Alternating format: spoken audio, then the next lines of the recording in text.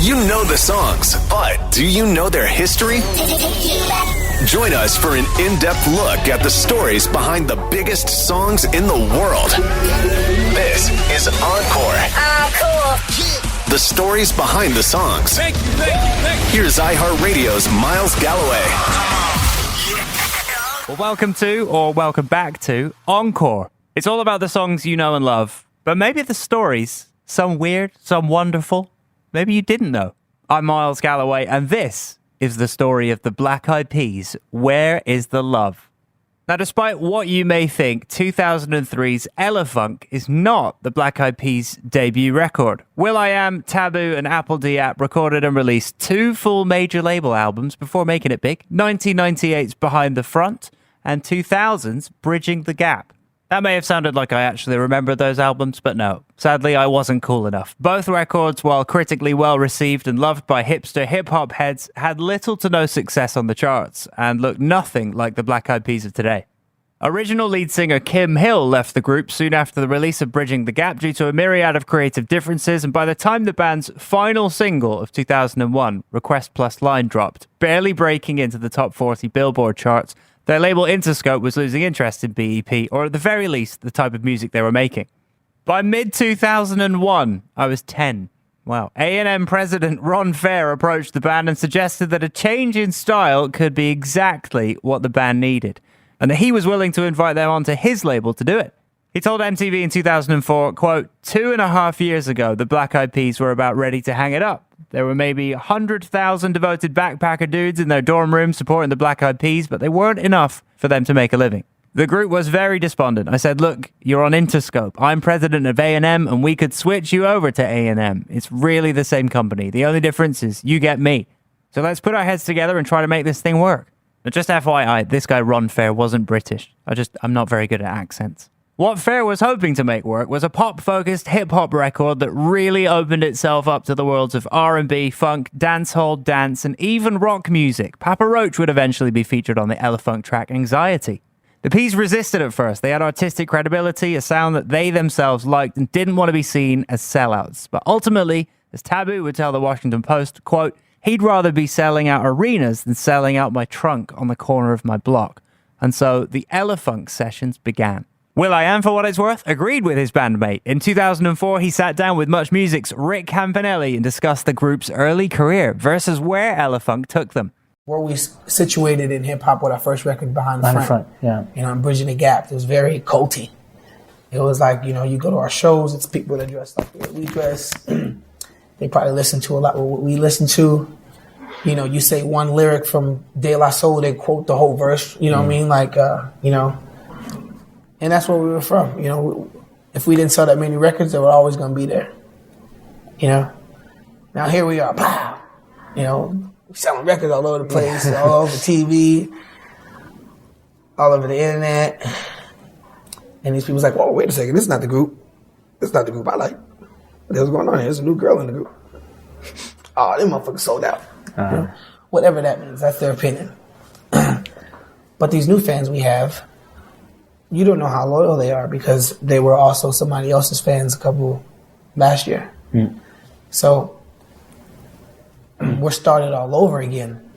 Recording for Elephunk began on August 23rd, 2001, with such bangers as Smells Like Funk being conceptualized in the early sessions. Over the next few weeks, as many ideas were percolating for how to properly reintroduce themselves to the pop world, the real world changed forever.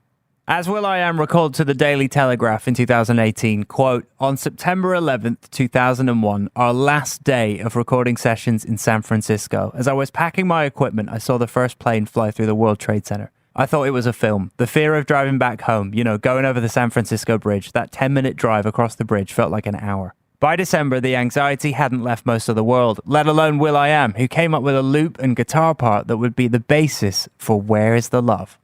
Apple D-App and Taboo then wrote socially conscious verses reflecting what was in their hearts at the time. As Ron Fair recalls, upon hearing the early version of the track, he suggested someone like Justin Timberlake for a chorus feature. Justin was hotly tipped to break away from his NSYNC boy band image, and Fair thought the collaboration could be mutually beneficial for both parties. Taboo was friends with Justin, so they gave him a call and he loved everything about it, and jumped in to help write and sing the iconic chorus in the last few days of 2001. With the song essentially done, you may expect the story of this song to be over, and you'd almost be right, except for one small detail, according to Ron Fair. The song, it just wasn't very good. As legend has it, the Black Eyed Peas were burning out making Elephunk, and who could blame them? Overhauling your entire sound to save your career in the midst of the most vulnerable time in American history is a lot to deal with. By the time the band and JT were finished with Where Is the Love specifically, will.i.am and company wanted to move on. After all, they did have a whole album to make, and 9/11 had basically messed up everyone's timelines everywhere. The Peas were calling in a bunch of different singers for a bunch of different tracks, making a wide range of music that could potentially work on Elephunk. So Where Is the Love, now essentially considered unfinished and unfit for release, was quietly put on the back burner. During the sessions for later single Shut Up, will.i.am had hoped that a young Nicole Scherzinger would step up and provide female lead vocals, but she declined. Fergie, who the guys knew from a 2001 radio performance with her former group Wild Orchid, was available. And after seeing what she had to offer, she was made a permanent member of Black Eyed Peas by early 2002.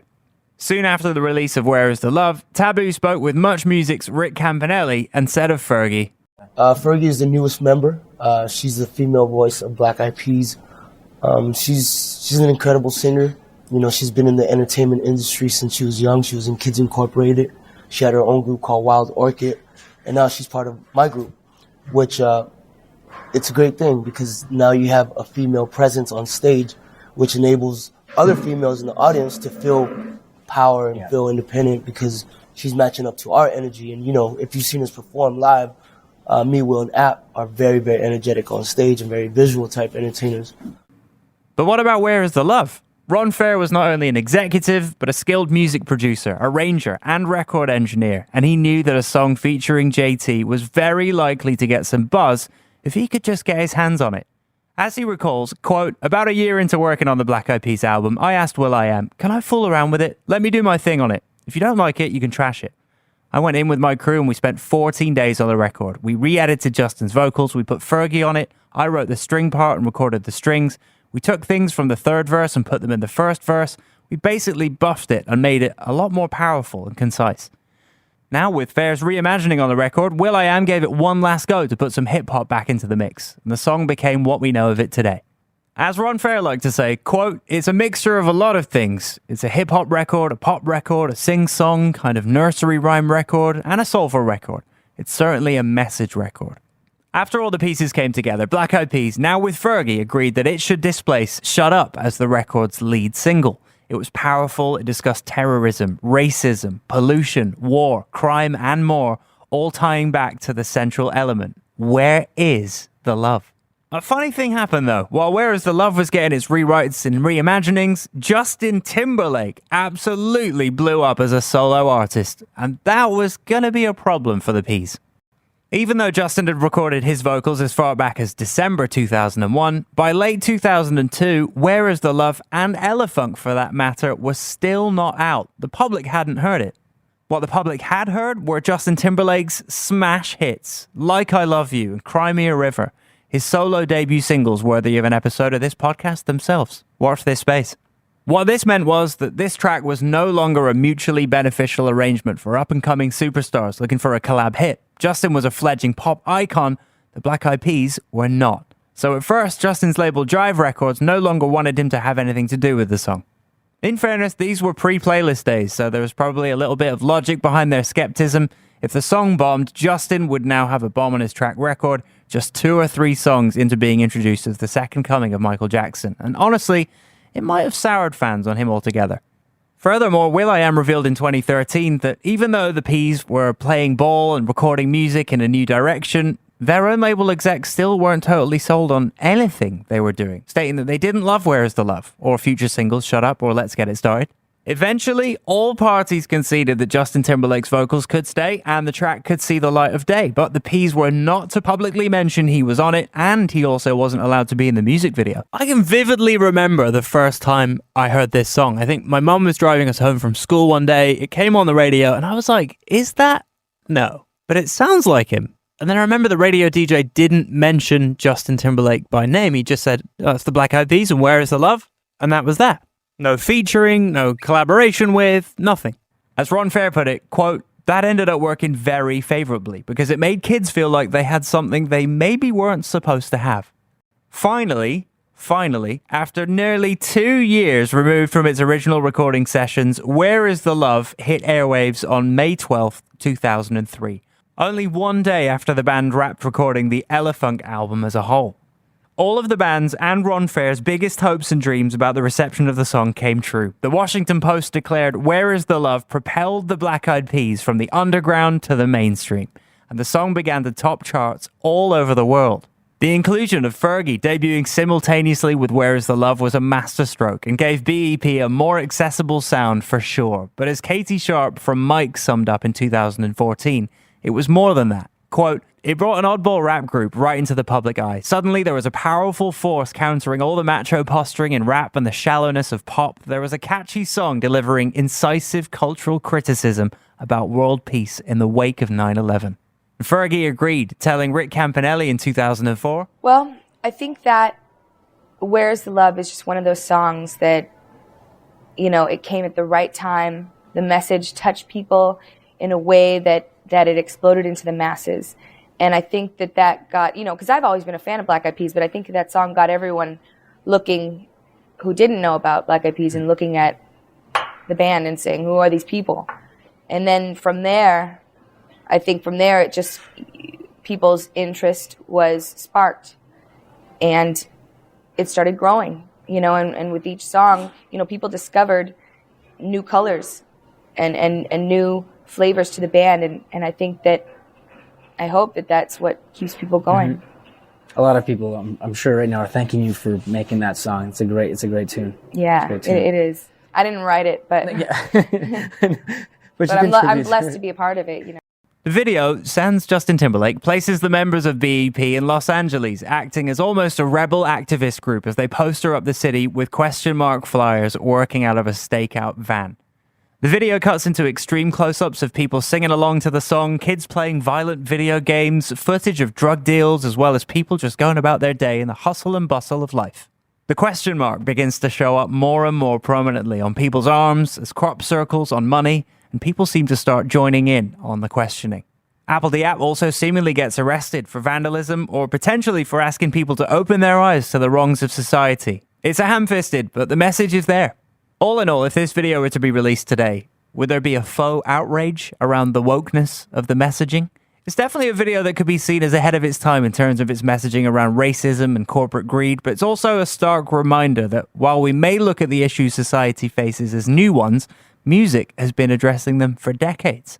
Perhaps fittingly, Where Is the Love was more of a global hit on the charts than a domestic one. It topped charts all over Europe and was the UK's biggest selling single of 2003, eventually going 3 times platinum.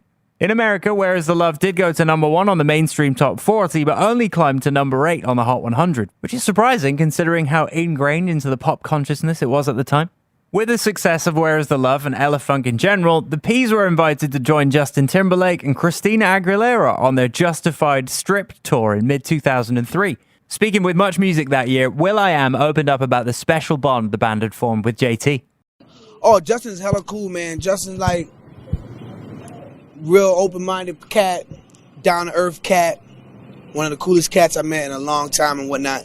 And it blended real well, you know what I'm saying? It's like part of his family, he's part of ours and whatnot, so we share a lot in common as far as things we appreciate in music and hip-hop and R&B music, man. He's a music lover just like us. Chilly, chill. Down with me, Tad Ferg, Apple and Will. Obviously, in terms of success, the best was yet to come for the Black Eyed Peas, as even though Elephunk produced 3 more hit singles and sold 9 million copies worldwide, the band was only going to get bigger and bigger throughout the 2000s. In fact, don't be surprised if we talk about even bigger hits from the band in future episodes on this very podcast. In 2016, the Peas went back to the well and re-released Where Is the Love as #Where's the Love, featuring The World, a remix version with a heavily altered melody featuring vocals and cameos from celebrities like Quincy Jones, Jhené Aiko, Wiz Khalifa, DJ Khaled, Kendall Jenner, Snoop Dogg, A$AP Rocky, and countless more. This time, the song was inspired heavily by the 2015 terror attacks in Paris and the police shootings of the Philando Castile and Alton Sterling, with family members of Castile and Sterling appearing in the solemn black and white video. Justin Timberlake was finally allowed to appear in the video, sitting side by side with will.i.am, delivering the iconic chorus one last time. The video closes out with a children's choir and the 4 iconic P's sitting in the shape of a cross, reflecting on the state of the world with Applejack's final verse. Where's the Love 2016 would be Fergie's final outing on a track with the Black Eyed Peas to date. And quite fitting, as she completed the circle with the song that introduced her to the mainstream. I'm Miles Galloway, and that was the story of the Black Eyed Peas' Where is the Love? On Encore, an iHeartRadio podcast. Encore is an iHeartRadio Canada podcast. Subscribe to this podcast on iHeartRadio or wherever you get your podcasts. Download the iHeartRadio app for more great podcasts just like these.